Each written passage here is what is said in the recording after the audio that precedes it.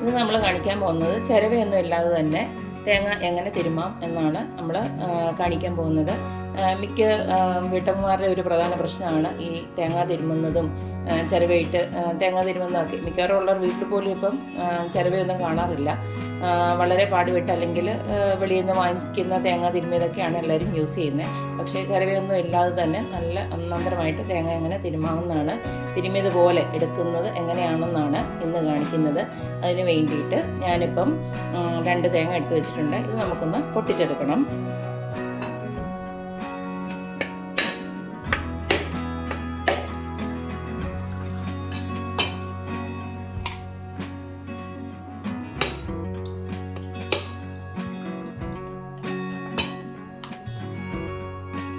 പൊട്ടിച്ചെടുത്ത തേങ്ങ വെള്ളമൊക്കെ യൂസ് ചെയ്യുന്നത് എങ്ങനെയാണെന്ന് എല്ലാവർക്കും അറിയാം.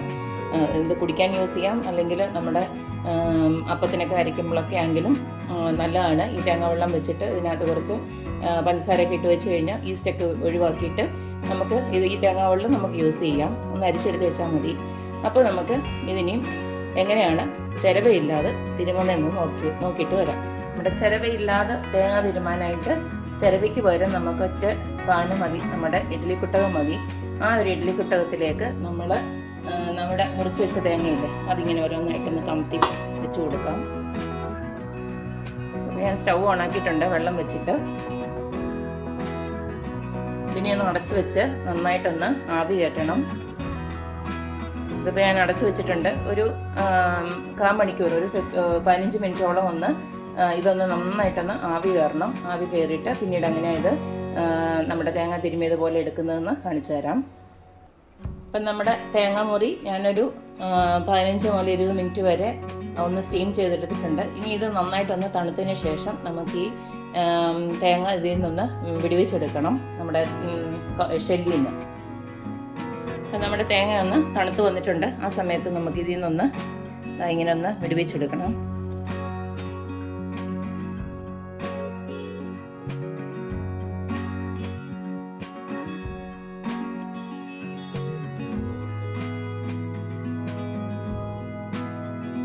അപ്പോൾ നമ്മുടെ തേങ്ങയെല്ലാം നമ്മളിതുപോലെ ആക്കി എടുത്തിട്ടുണ്ട്. ഇനി ഇതിൻ്റെ ഈ ഔട്ടർ കവറിങ് ഉണ്ടല്ലോ, ഈ ബ്രൗൺ പാർട്ട് അതും ജസ്റ്റ് ഒന്ന് ഇങ്ങനെ ചെത്തി കളഞ്ഞിട്ട് എടുക്കണം.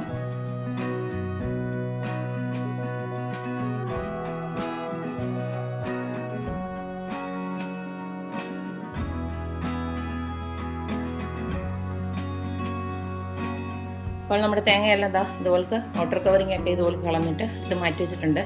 ഇനി ഒന്ന് ഇത് ചെറിയ കഷ്ണങ്ങളാക്കി ഈ മിക്സിയുടെ ജാറിലോട്ട് ഇട്ട് കൊടുക്കാം. ഇതുപോലെ ആക്കിയിട്ട് കൊടുത്തിട്ടുണ്ട്. ഇതിന് ജസ്റ്റ് ഒന്ന് നമുക്ക് ക്രഷ് ചെയ്തെടുക്കാം. കണ്ടല്ലോ, നമ്മുടെ തേങ്ങ തിരുമിയതുപോലെ തന്നെ വന്നിട്ടുണ്ട്. അപ്പോൾ ഇത്രയേ ഉള്ളൂ. ഇതുപോലെ നമുക്കെല്ലാം ആക്കിയെടുക്കാം.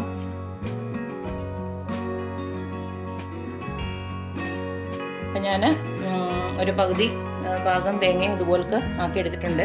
ഇനി നമുക്ക് ആ ഔട്ടർ കവറിങ് കൂടെ ഇളക്കാനുള്ള മടിയുണ്ടെങ്കിൽ അതുകൂടെ ചേർത്തിട്ട് നമുക്ക് ഇങ്ങനെ അടിച്ചെടുത്ത് കഴിഞ്ഞാൽ ജസ്റ്റ് ഒരു കളർ വ്യത്യാസം ഉണ്ടെന്നേ ഉള്ളൂ, അല്ലാതെ വേറെ കുഴപ്പമൊന്നുമില്ല. അതിന് മെനക്കെടാൻ ടൈം ഇല്ലാത്തവർക്ക് അങ്ങനെ വേണമെങ്കിലും യൂസ് ചെയ്യാം. തോരനൊക്കെ ആണെങ്കിൽ ഇങ്ങനെ യൂസ് ചെയ്താലും കുഴപ്പമൊന്നുമില്ല.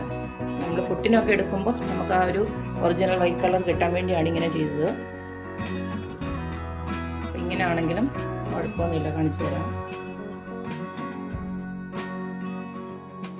ബ്രൗൺ ഔട്ടർ കവറിങ്ങിനോട് ചേർന്നിട്ട് അടിച്ചെടുത്ത് കഴിഞ്ഞാൽ ഈ ഒരു കളർ കിട്ടും, അല്ലാതെ വേറെ കുഴപ്പമൊന്നുമില്ല. എങ്ങനെ വേണമെങ്കിലും യൂസ് ചെയ്യാം. ഇതിപ്പോൾ തോരനോ ചമ്മന്തിക്കോ ഒക്കെ ആണെങ്കിൽ ഈ ഒരു രീതിയിൽ വേണമെങ്കിലും അടിച്ചെടുത്താൽ മതി. അപ്പോൾ അത്രയും മെനക്കേടും ഇല്ല. അപ്പോൾ കണ്ടല്ലോ, നമ്മൾ ഈസി ആയിട്ട് തേങ്ങ തിരുമിയത്, അതായത് ചിരവേ തിരുമിനെക്കാട്ടിലും ഫൈനായിട്ട് നമ്മളിപ്പം തേങ്ങ തിരുമി എടുത്തിട്ടുണ്ട്.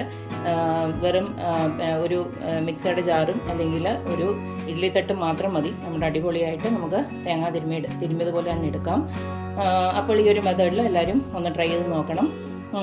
അപ്പോൾ എൻ്റെ വീഡിയോസ് ഇഷ്ടപ്പെടുന്ന എല്ലാവരും please like, share and subscribe. അപ്പോൾ ഇനി ഒരു അടിപൊളി വീഡിയോ ആയിട്ട് വരുന്നത് വരേക്കും ബൈ.